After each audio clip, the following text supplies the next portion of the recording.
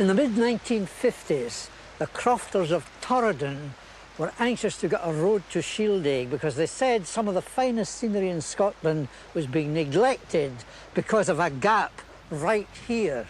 Anybody who came to Torridon had to turn back the way they came. If they came to Shieldaig, you had to turn back because of the Balgie Gap. No bridge was over this river. It was only a private road, unsuitable for motorists. Their agitations were so well rehearsed in some ways with the support of great figures like Eric Linklater, who compared the scenery here to the Vale of Kashmir or the inland sea of Japan, and yet motorists couldn't see it. In 1963, they got the road. Before 1963, anybody come to Torridon here had to come in by Kinlochew, and it's the only way out again for them.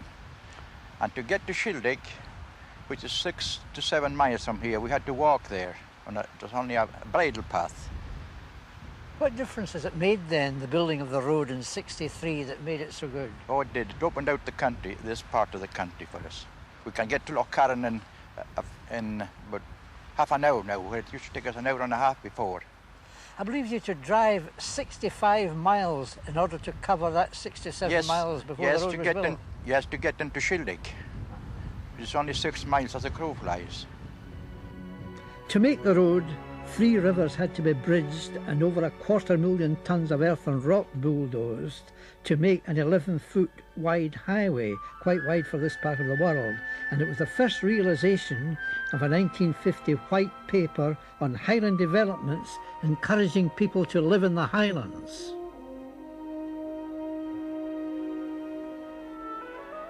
With the building of the road, the 65-mile detour was eliminated between Shieldaig and Torridon.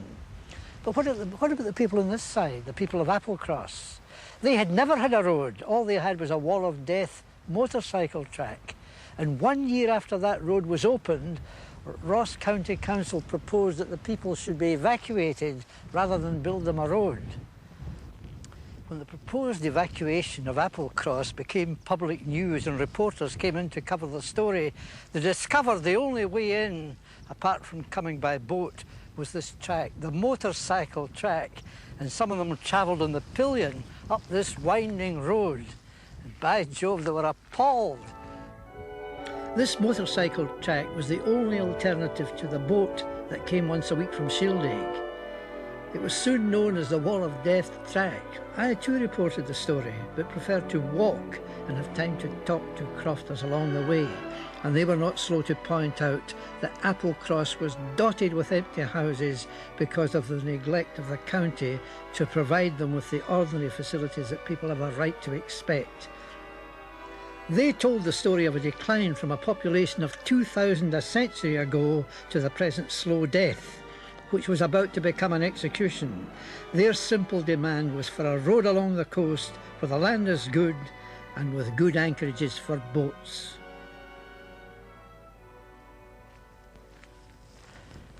You know, in a road like this, it's great to be on your feet, especially as the locals tell me that they've never seen colour like this in the sea before.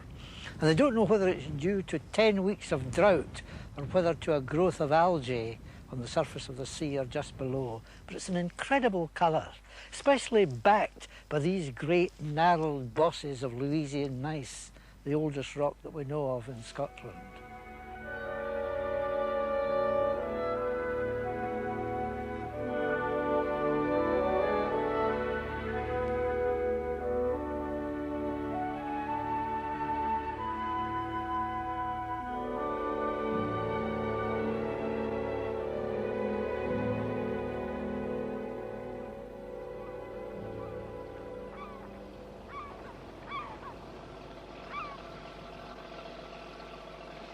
That's Ken Livingston, the prawn fisherman. He's probably been over at the end of Skye today catching prawns.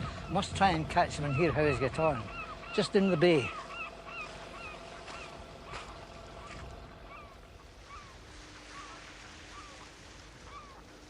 just saw you at the sea. You were quite a long way off. Anything I can do? Pull an oar or something? Ah, yes. What a rare day. Very pleased. Have you had a good day's fishing? I saw it was a gale that was forecast.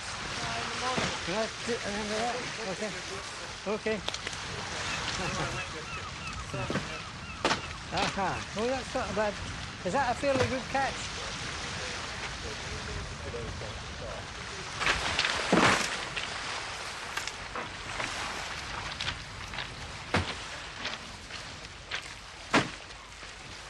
This village had the distinction of retaining the last fishing boat on this north coast, and it was owned by the father of Ken Livingstone and Dickie, who had left the village in search of a better opportunity in life outside.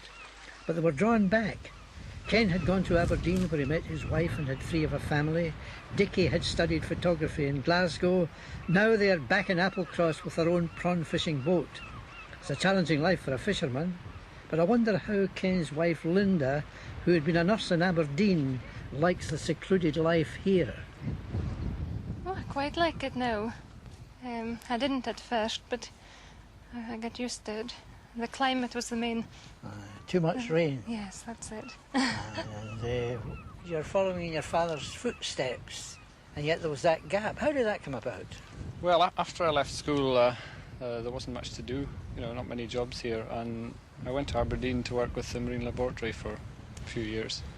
And after about 5.5 years with them, I decided I'd have a go at fishing again. So I moved back over then, and we got another boat, different boat from the type my father had, a much smaller one, to fish for prawns rather than fish for herring and whitefish as he'd done. So I was married by this time, so we just, the whole family moved across. When Kenny got the boat, I joined in as well after having a couple of years in Glasgow, which is quite a sentence. That's enough to make love Applecross, eh? That's right, yes. And how about the road? Did that influence you a bit, the building of that road that opened up the neighbourhood when it used to be a kind of closed shop? If the road hadn't been built, we wouldn't be here. We'd be probably in a slum in Glasgow still, or something like that. But definitely, it brought us back anyway, and a lot of others too, probably. And I hear there's even a wee cooperative for fish farming between you and a few other folk. Is that right? That's right. Aye, there's a few of us who've been interested in it for quite a while, but it was too expensive for any one of us to start off on our own. So five of the local people got together, and this is the first year we've just started on a shoestring, but hopefully it'll work. We've got some help from the Highland Developments. They've been very helpful in both the fishing and the fish farming. So if it wasn't for them, we probably wouldn't start fish farming either. And is the fish farming basically a kind of safety valve in case the prawns go down at some time or another? Yes, we're very dependent on the prawns. With the types of boats that we've got about here, there's very little else we can do. There's a short crab fishery in the autumn, but the rest of the time we're dependent on the prawns. And if the prawns, the pressure is on, so to speak, there's a lot of boats now, and when you're dependent on the one species, if anything happens to it, or if the market for that species collapses, then we're all out on a bit of a limb. So we feel the fish farming would be, an alternative, and in a way it fits in with fishing because in the winter and that we have a lot of days we're ashore, and we could be working on it then as well when the weather's bad and things. Well, that's what I would call a very nice wee success story. The 2 boys who were born here have come back here. And it seems to me they're going to make a good go of it. What a setting too, with this little anchorage and this fine modern house. He built it large because he hopes for a good future, and I hope he's going to have it too.